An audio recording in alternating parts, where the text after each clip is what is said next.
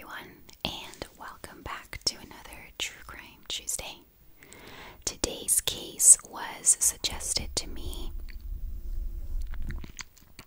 by one of my subscribers, so thank you very much, Jen with one N. It was a really interesting case to research. I'm going to try not to look at my notes too much, but most cases are less about the case and more and all about the theories. And this case is all about the details because there are no theories. There's some people have some thoughts, but there's not really any theories in this case, but there's so many details, so I don't want to miss any of them, and I did my absolute best to memorize it, so I'm going to try not to look at them too much, but I may have to glance over now and then. So today we're going to be talking about the case of Mitrice Richardson. So Mitrice was 24 years old when she disappeared on September 17th, 2009, after being released from a jail where she was taken because she was behaving erratically in a restaurant that night. She was released from a sheriff's station in the middle of the night, and when you walk out of the sheriff's station, you you walk a little bit and then you kind of get to a fork in the road where you can either go left or right. And if she had looked left, she would have seen a couple of stores and houses and an area with people. And if she looked right, she would not have seen very much at all. And yet she decided to go right and go on Malibu Canyon. Now, Malibu Canyon is a road that is very treacherous and very windy. It wouldn't have been very well lit at night, and it didn't have a walking path. But people assumed that she decided to take this road because her car had been impounded in Malibu earlier that night, and she was going there and waiting until it would open up for her to pick it up. And it was approximately 13 miles away from the sheriff's station. So that is already immediately a red flag to me why the police A, released her in the middle of the night, and B, didn't give her a ride to the impound lot because it was 13 miles away. So yeah. To give you a little background on Mitrice, she graduated from university with a Bachelor of Arts in Psychology in 2009, and she was currently working for a freight company, and she also worked as a go-go dancer in a lesbian club. So I'll give you a little bit of the facts that led up to her disappearance. So on the night of her disappearance and in the days leading up to it, she was acting very bizarre. She was sending strange messages to her family on social media, and she left her job at the freight company after lunch, and she ended up at Jeffrey's, which is a very expensive restaurant in Malibu. And the valet attendant, the restaurant staff, and other diners all stated that she was behaving very strangely, and that she was telling them things about astrology, about Michael Jackson's death, and about messages from God, and that he had apparently told her to take the day off from work. So when she arrived, she gave her car to the valet to park, and she then jumped into another car that wasn't hers. It turns out that it was the valet's own car. He would sit in it and wait until he had a car to park. And so he climbed in with her and talked to her, and she was going through her CDs and said that she had to avenge Michael Jackson's death. So the valet ushered her into the restaurant and warned the restaurant staff that they might be dealing with someone who had mental issues. Now, while she was in the restaurant, she racked up a bill of $98. The amount changes depending on what article you read. Some articles say it was $89, but I'm just going to stick to $98. And she couldn't pay that. Now, she lit up a joint while while she was talking to the manager about settling her bill. So he called the police and said, "I have a customer who won't pay her bill and she might be high on drugs." The staff contemplated paying her bill on her behalf, but the manager said that he decided to press charges because he feared for her safety and that he didn't think she could drive or be by herself anymore that night because of her behavior. So she was taken to the sheriff's station and she was allowed one phone call. Now, the only phone number she could remember was her grandmother's, and she called her grandmother 4 times. Now, AT&T couldn't confirm whether she connected 4 times or whether it just took her 4 calls to reach her, but she definitely got through to her at least once because her mother later said that it was from her grandmother that she heard that Mitrice was in jail. So Mitrice's mother called the sheriff's station and talked to them a little bit about her situation.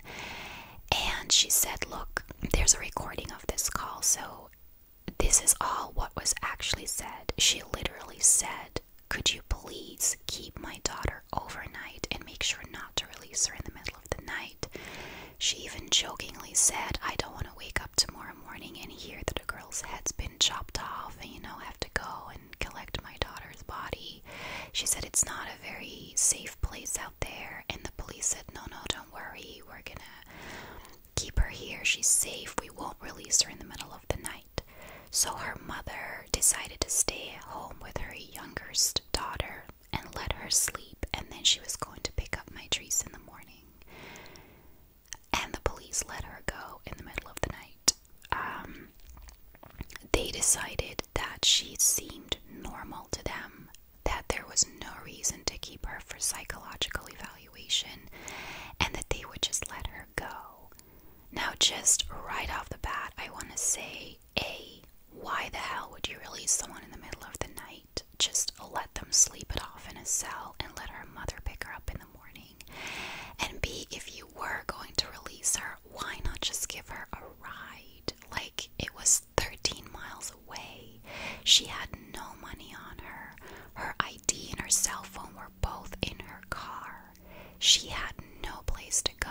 So, I mean, it's just appalling to me that they did this. So, her mother then called the sheriff's station the next morning and, asked if she could come pick up Mitrice, and the police said, well, we already released her. So she, of course, panicked and went to find her daughter. And about an hour after her mother had called, a former news anchor who lived on that road said that he saw a girl who looked like Mitrice in his backyard. She was sitting on some steps in his backyard, and he went over and talked to her and asked her if she was okay, and she said that she was just resting, and then she got up and moved on, and this was 6 miles away from the sheriff's station. So on August 9th, 2010, skeletal remains, so 11 months later, skeletal remains were found in Malibu Canyon, and they were identified as being Mitrice. When her body was found, it was airlifted to the sheriff's station, even though the code among investigators clearly says that you are not allowed to move a body without the coroner's permission, and they didn't have that. And the police also immediately ruled out homicide, but her mother strongly believes that she was killed. For one, her leg was found 2 yards away from her body with the femur removed, and there were no signs that animals did it. Also, all her clothing was removed, and only a few items were found. The rest of the clothing wasn't there.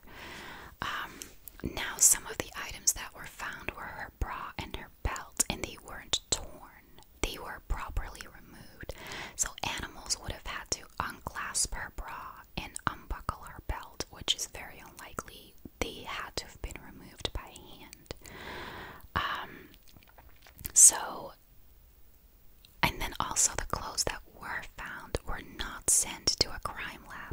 examined for evidence. So a lot of people think the sheriff's station is trying to cover something up. There were no obvious bullet wounds, no knife stabs, and no blunt force trauma found. There were literally just bones with a few pieces of clothing, a few, like 100 feet away from her, that were found. And interesting, the hyoid bone was missing. Now, the hyoid bone is a bone in your neck that police very often use to determine if someone was strangled, because the hyoid bone breaks, or a piece of it breaks off if someone is strangled, and it was just gone. And then what I also find very disturbing is that her family hiked up to this place where her body was found. And incidentally, it's not an easy place to get to. It's quite a difficult hike. Even for experienced hikers, it's a difficult hike. They had like a little memorial for her there, and they found one of her finger bones. Like, how bad of a job did the police do investigating this crime scene when her family has to find one of her bones? And that is really all there is. Part of her body was mummified, so there is very little trace left. And her, like, there's no official cause of death, but her death was ruled not a homicide, and that there was no foul play involved. So her father thinks that after the man saw her in his backyard, that he called the sheriff's station to report it, and that they went to look for her, and that they met up with her again, and that something happened. It could be that they realized letting her go was a mistake, and that Mitrice wasn't in her right mind, and that they wanted to cover that up and killed her, but that seems really extreme.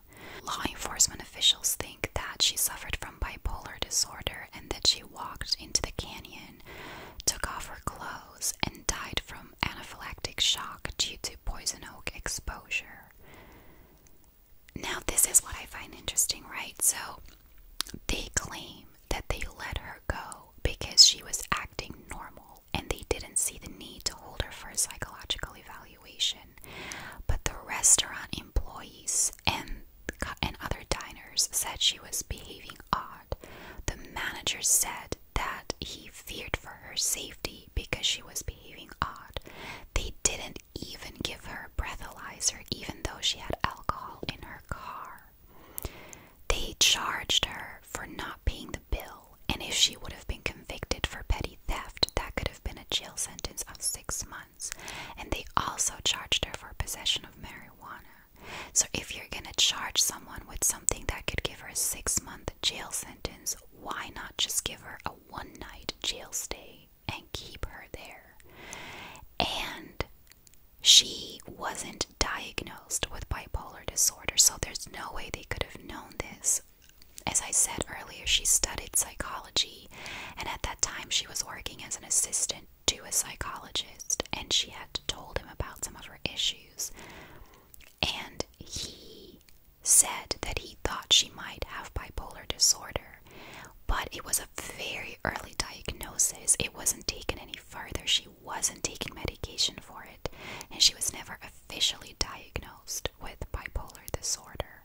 So for them to now say that they think she had it, even though on the night they thought she was completely normal, and that's why they let her go, I find that so, like, strange and just, like, pathetic. And I have no doubt that she had bipolar disorder, or at least something similar. She was clearly suffering from a mental breakdown, but I don't understand why they're calling that in when they said that they let her go because she looked perfectly normal. Now, most people think that one of two things happened. She either hiked up to this place, which, as I said, was a very difficult hike, and it was 2 miles away from the house where she was seen, and that was already 6 miles, so it was 8 miles away from the sheriff's station, and that she was exhausted and dehydrated, and that she probably, I imagine that she probably felt really hot, and that she took off her clothes, not being in her right mind, that she lay down in the fresh air and died from extreme dehydration. Like, there are a lot of people that think she died from exposure to the elements. Her missing clothes and her missing hyoid bone, I guess, could be because animals ran off with them. They didn't even do a good enough job of searching the crime scene. I have no illusions that they searched the rest of the canyon to see if they could find these items.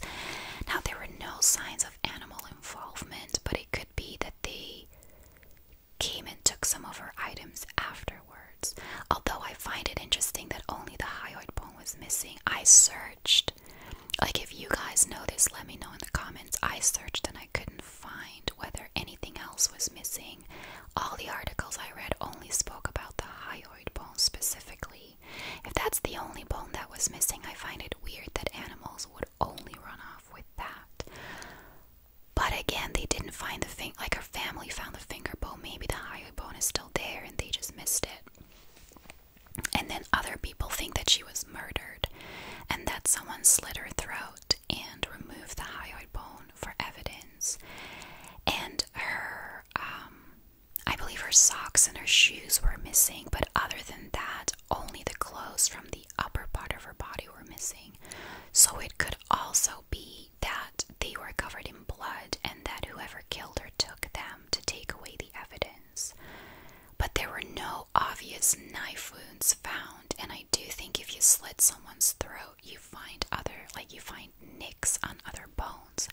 But then again, they weren't investigated properly, so who knows? I will say that if she was killed, I find that incredibly appalling. I mean, every murder is horrible, but to take advantage of a girl that was clearly physically and mentally defenseless, you're just a coward then. Like, they would have found her then in a complete mental breakdown, exhausted and dehydrated from the 8-mile walk, and killed her. And for no reason, because she had no money on her. Apparently she was found on a site that used to be used for growing marijuana, and she was found by a ranger, I believe, who went and checked that site to see if they were growing again, and he found her remains. So maybe she ended up there and like fell in with the wrong people. I don't know, but I find it really extreme. I personally do think she probably died from exposure. You know, there's not really any theories in this case, but I think the one thing everyone agrees on is that the police really messed this one up. You know, police gets a lot of shade thrown at them for disappearances because they don't always treat them as disappearances. A lot of times they go, well, they probably ran away. And yes, I agree that if they would investigate immediately, people might be found. But I also understand that police probably gets multiple notifications of missing people a week, and most of the time they genuinely did run away and they don't have the money or resources to always immediately investigate. So I don't always think it's fair to throw shade at the police, but in this case, like, that's different. They just messed up. They let her go in the middle of the night after telling her mother they wouldn't, after she was clearly not in her right mind. I don't care what they say. And with no possessions on her, 13 miles away from her car, they just let her walk in the middle of the night. And then they didn't even investigate the crime scene properly. They didn't send most of the stuff off to investigate for evidence, and they just ruled it not a homicide. Now, her family won a civil lawsuit against the county in 2011 for $900,000, but I doubt that would have brought them much, relief. They did open an investigation against the sheriff's station for negligence, but in 2016 that was closed because they didn't have enough evidence to rule that anyone was negligent in this case, which is like beyond me. So yeah, that's it for this case. I just find it so tragic. I feel like the authorities really failed this girl.